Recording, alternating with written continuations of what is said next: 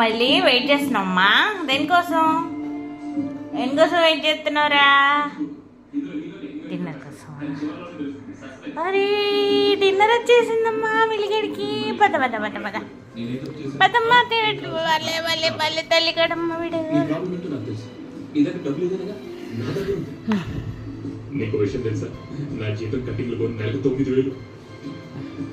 తల్లి తినమ్మా.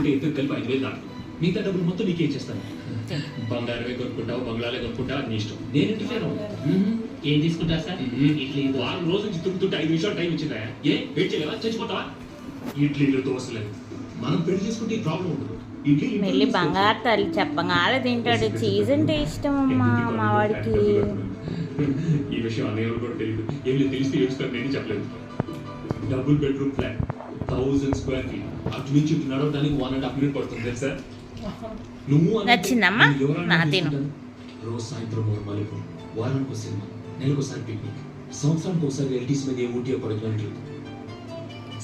రైస్ తో చీజ్ పెడిగ్రీ, కొంచెం నానబెట్టిన పెడిగ్రీ 3 కలిపి పెడితే ఫుల్గా మంచిగా తినేస్తుంది. మిల్లి చీజ్ టేస్ట్ తగిలిందంటే చాలు వెళ్ళిపోతుంది.